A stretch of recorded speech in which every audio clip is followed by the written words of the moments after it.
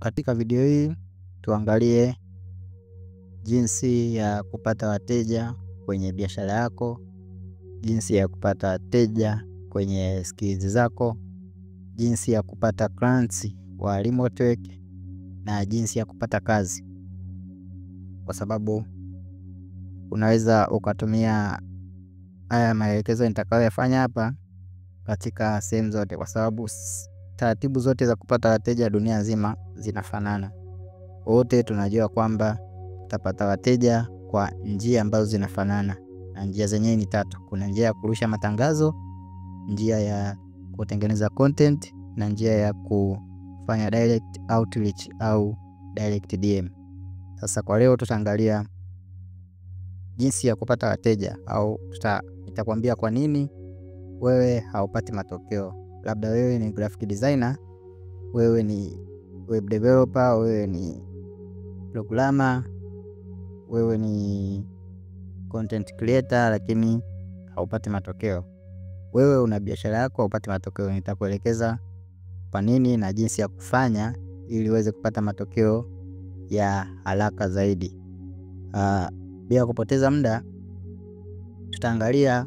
Mara nyingi unakuta mtu ana huduma yake, labda ana huduma ya labda mimi nina huduma ya kusaidia watu wafanya biashara kuongeza mauzo, au nina huduma ya kubrandi biashara za watu, au inakuwa nina huduma ya kuwatengenezea matangazo watu, au inakuwa nina huduma ya kutoa labda hosting katika website yangu. Saa zingine najikuta na posti bidhaa zangu, au saa zingine nina duka nauza bidhaa zangu za dawa. Sometimes na duka langu la nguo na duka langu la vinywaji, lakini hakuna mtu anayenunua. Unajikuta unaposti kila siku, lakini watu wanaangalia tu. Unaposti status, unaposti kwenye social media, lakini watu hawana habari.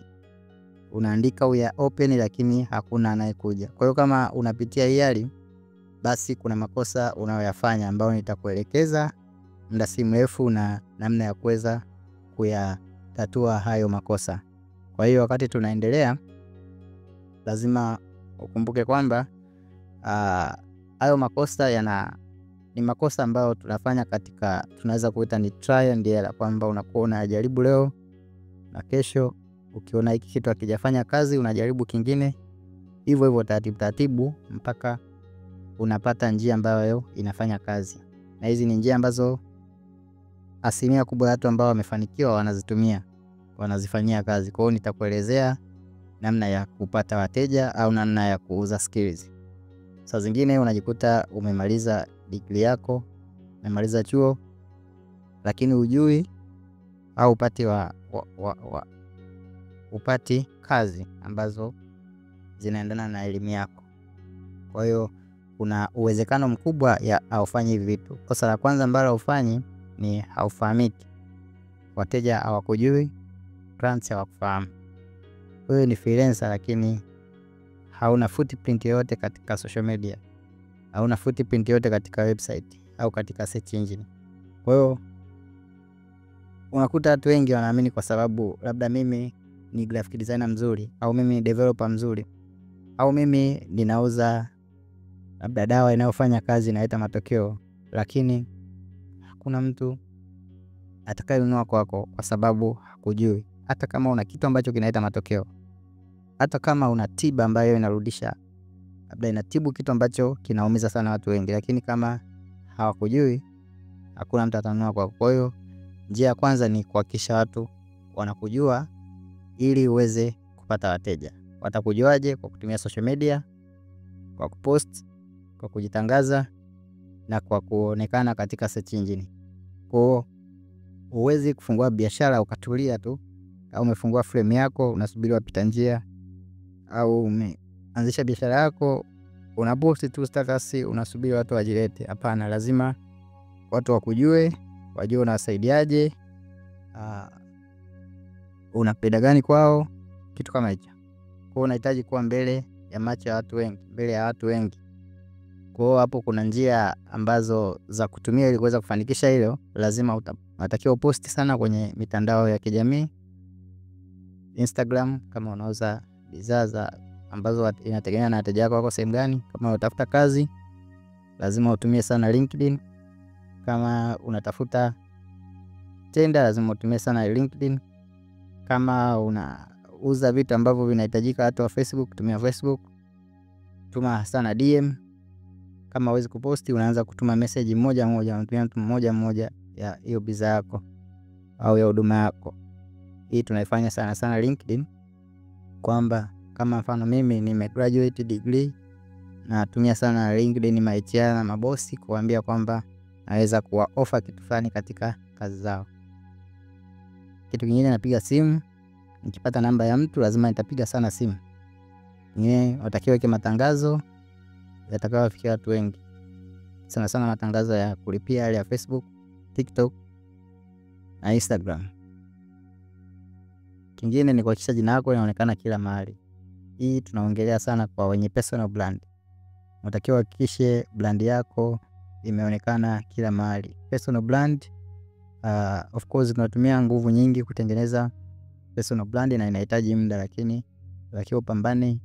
Kila mmoja akitaja jina lako au akihitaji huduma fulani, jina lako linatokezea kichwani mwake. Kwa kosa la pili, inawezekana pamoja na kwamba watu hawakujui, inawezekana unaweza kuwa na kujua lakini ukawa unauza kitu ambacho watu hawahitaji. Mfano sasa hivi ni mwaka 2025.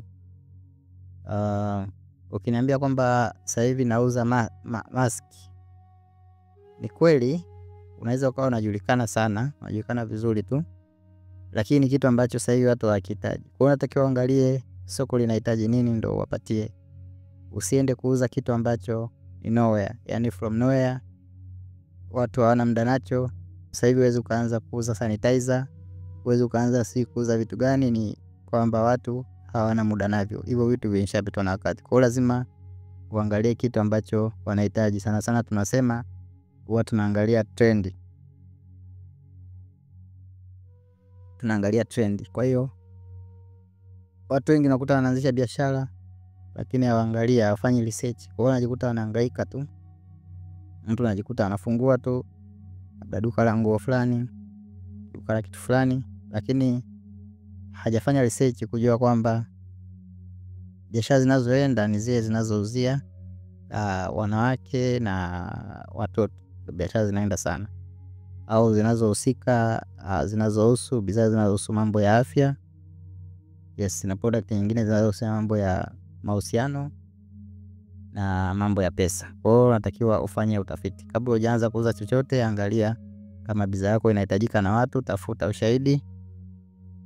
Yes, jaribu kuuza kwa watu wa karibu, uone kama ni kitu ambacho kinahitajika.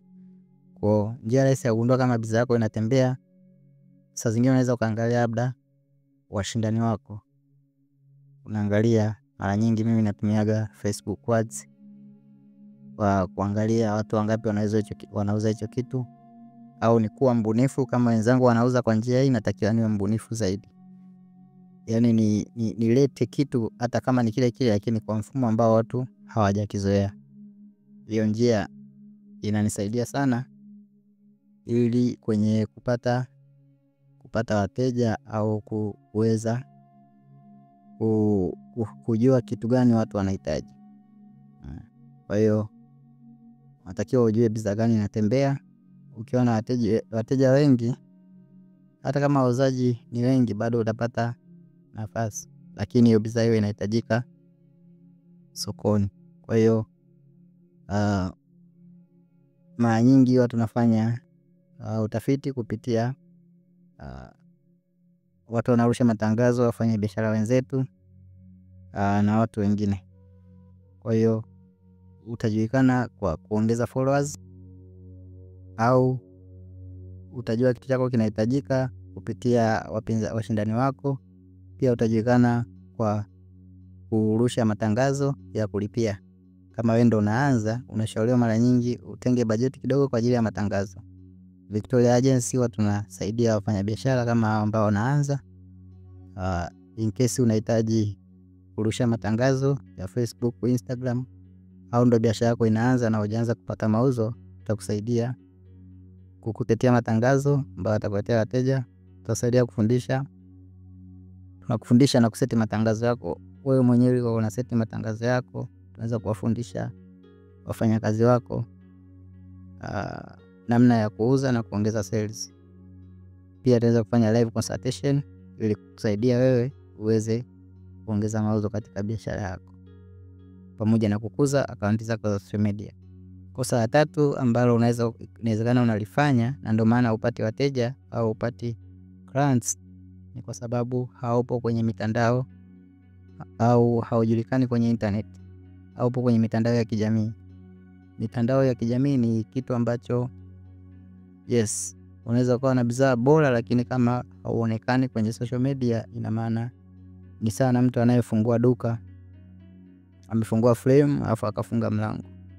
Sasa ili uonekane ni lazima utumie mbinu moja hapo. Zipo nyingi, tutaziangalia. Kwa kama uonekane kwenye mitandao ya kijamii, inawezekana hauna social media yoyote ambayo inahusu biashara yako, haujui kutengeneza content, hakuna mtu anayezungumzia biashara yako. Kwa hiyo ukiwa katika hii hali, unahitaji kutumia mbinu za ziada, ikiwepo kuwatafuta wataalamu wa kusaidie kukupa tricks na namna ambavyo unaweza ukafanya biashara yako ionekane kwenye mitandao yote ya kijamii. Kwa hata kama unauza kitu ambacho kina demand kubwa, labda ni dawa ambayo inaleta matokeo au ni kitu ambacho kweli watu wanakihitaji, lakini bila kujulikana hauwezi ukauza, kwa sababu hakuna anayekujua. Njia za kujulikana inatakiwa, unaweza ukatumia vitu kama kutengeneza website, kutengeneza landing page, kutengeneza social media, kutengeneza video kama YouTube video au TikTok video, Instagram reels, kuposti sana shuhuda za wateja wako. Kama una followers, unaweza ukatumia njia ya kumfuata mtu mmoja mmoja DM kama wewe ni huduma yako. Mfano mimi katika huduma ya kusaidia watu kurusha matangazo, naweza nikawa nawafuata wafanyabiashara na watumia huduma zangu. Nikiwatumia huduma zangu, hiyo inanisaidia mimi kuweza kuwafikia watu hata kama sina bajeti nzuri ya kulipia matangazo. Kwa hiyo unatakiwa uwe mbunifu ili ujitofautishe na wapinzani wako. Social media ndo kitu pekee kitakachokusaidia kukua kwa haraka. Na social media ndo kuna watu, kila mtu sasa hivi akiamka asubuhi lazima ashike simu yake. Akiwa anaenda kazini anashika simu yake, akiwa anatoka kazini yupo kazini, akipumzika kidogo, akifanyaje, akishtuka, akikosa usingizi, anachukua simu yake. Kwa hiyo inatakiwa uzingatie hivyo vitu. Kwa hiyo utafanyaje ili uweze kuepukana hili tatizo, ili uweze kupata wateja, ili uweze kuuza hicho unachokifahamu, ili uweze kuongeza mauzo. Kwa hiyo unatakiwa uwe na kwanza unatakiwa ujifunze kutengeneza content kali. Content ni zile video au maandishi au post, tweet, status ambazo zitawafikia watu wengi.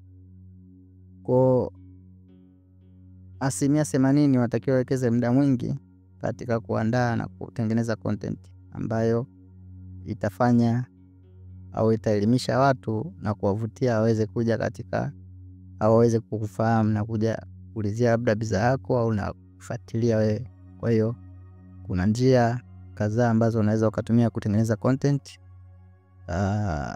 Tunazitumia sana katika hii Victoria Agency. Unatakiwa uweze kuwa na account ambazo zitakuwa zinapost hizo content na kutoa elimu. Pia njia nyingine ambayo ni moja hapo ni kuleta wateja wako wote WhatsApp. Sasa hapa nazungumzia in general. Kama una biashara yako ambayo inahitaji kuelewa zaidi, naweza nikakuchambulia biashara yako. Unaweza ukanitafuta kwa namba yetu ya simu ambayo ni 0693880325. Kwa WhatsApp tunaweza kuwasiliana ili tukakupa mwongozo kwamba nina biashara yangu hii, nifanyeje ili niweze kuongeza wateja, ili niweze kupata wateja wengi niweze kukua. Kwa hiyo kama una muda wa kutosha, unaweza ukajifunza mwenyewe kupitia kutengeneza organic content, kupitia matangazo ya kulipia, kupitia social media na mambo mengine. Unaweza ukafanya mwenyewe. Kwa hiyo changamoto ni kubwa ambayo utakayokutana nayo wakati unaanza na kutafuta wateja. Unatakiwa ujue kwamba hivi vitu sipati wateja kwa bahati mbaya, wala napata wateja kwa bahati mbaya, hapana, au bahati nzuri. Hivi vitu ni kujipanga. Inawezekana haupati wateja kwa sababu hujazingatia hizi kanuni za kupata wateja. Inawezekana unapata wateja kwa sababu umezingatia hizi kanuni ambazo ni kufahamika. Kama unafahamika sana utakuwa unauza, kama ufahamiki hauwezi kuuza. Nyingine ni unauza kitu ambacho watu hawahitaji, yani soko halikihitaji. Nyingine ni inawezekana haupo kwenye mitandao ya kijamii, haujulikani. Kwa hiyo unatakiwa ufanye hivyo vitu vitatu. Hakikisha upo kwenye kila sehemu, kila social media, mtu akiwasha simu yake akuone. Hakikisha unajulikana na kila mtu, na hakikisha unauza kitu ambacho watu wanakihitaji. Hiyo itakusaidia. Kama ni skill, hakikisha unajifunza skills na unahakikisha unajitangaza kila sehemu na kila mtu anakufahamu. Kama ni unatafuta kazi, tumia mbinu hizi. Kama una duka lako, tumia hizi mbinu hizi. Kama unataka kuanzisha biashara yako online, tumia mbinu hizi. Utakuja kuona matokeo makubwa sana na jinsi wateja wanavyonanili. Mfano mimi naweza nikakuonesha kwenye akaunti zangu za social media, labda LinkedIn. Nikiangalia nitakuta message nyingi za DM. Watu wanakuja kuulizia huduma zangu, kuulizia service zangu.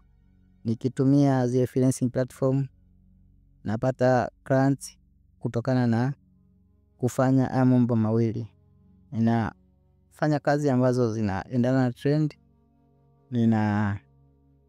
Ninajulikana sana, ina maana nimejitangaza sana, na ninatumia sana social media. Kwa hiyo hayo ndo mambo ya muhimu sana ambayo unatakiwa uyajue ili uweze kupata matokeo katika biashara yako, katika kufanya kazi online, katika kutafuta kazi, na katika kutafuta wateja, na katika kuongeza mauzo. Hizo ndo njia za msingi za kuzingatia. Asante, please subscribe katika video yetu. Pia tutaonana katika next video ambao nitakuwa naongelea vitu vingine ambavyo vinaweza kukusaidia kama ndo unaanza biashara yako, jinsi ya kuweza kuongeza mauzo, kupata wateja, kupata kazi na shughuli nyingine za online. Usahau kutupigia simu kupitia namba 0693 880 325. Subscribe hapo chini hapo.